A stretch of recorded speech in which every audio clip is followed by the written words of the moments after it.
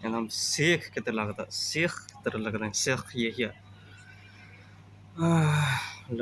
Open up होने का फ़ायदा ये होता है, अभी एक इंटेलेक्चुअल जूनियर कलीग और जिमर का ऑडियो आया, दिल्ली में वो भी भाई जॉब करते हैं, एक टीचर के बारे में कि teacher as a sex racket चला रहा था, एक बहुत सी अपनी स्टूडेंट के साथ सेक्स किया और उसका वीडियो बनाया और 15 लड़कियों को वो ब्लैकमेल कर रहा था अभी तक। वीडियो लीक होने के बाद ये मामला सामने आया एंड हर कोई अवेयर है लोकल लेवल पे कि जो यंग टीचर हैं वो कितना गलत काम करते हैं कम एज की लड़कियों के साथ।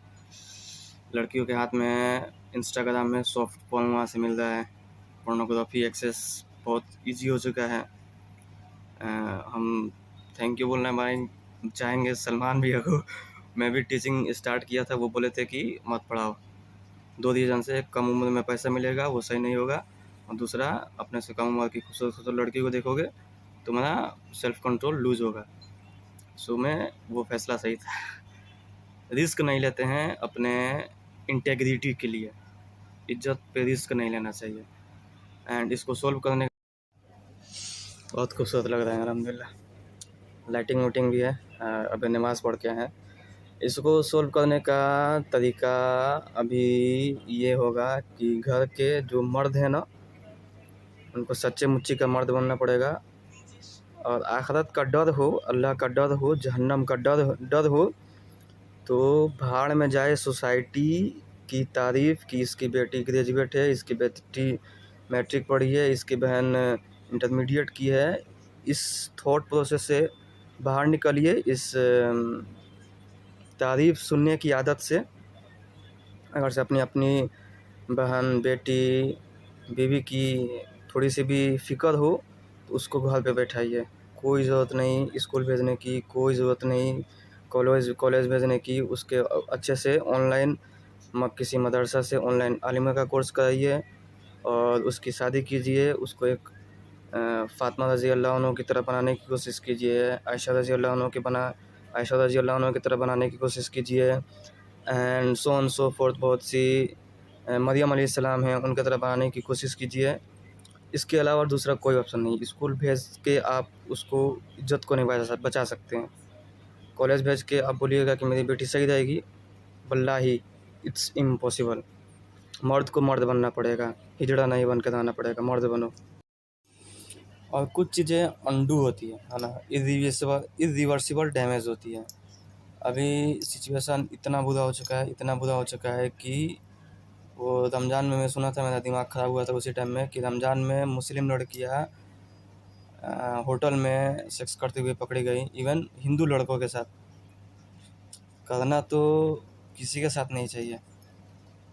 हालात इतना बुरा हो गया कि हिंदू लड़कों के साथ भी सेक्स कर रही हैं। एक्चुअली अल्लाह ने औरतों की और बच्चियों की, लड़कियों की फितरत ऐसी बनाई है ना कि उससे कोई उसकी कोई तारीफ़ कर दे, उसका यहाँ का सिस्टम आउट हो जाएगा। कोई उससे प्यार से बात कर दे, कोई चॉकलेट दे दे, कोई कैसे भी उनको बहलाना फुसलाना बहुत आसान होता है लड़कियों को, औरतों को। तो आप ये सोचिए कि मेरी बच्ची जा रही है कॉलेज, बहुत नेक है, परहेज़गार है, वो बच जाएगी, वल्लाही किसी कीमत पे नहीं बचेगी। ट्रेनिंग दी जाती है लड़कों को कि लड़कियों से कैसे कैसे बात करना है, कैसे कपड़े पहनना है कि लड़कियां देख के भावुक हो। इवन एक एज होता है जहाँ पे लड़कियों की नज़र मर्दों पे पड़ती है, तो वो बिना बात किए सिर्फ देख के वो उस पर पागल हो जाती है।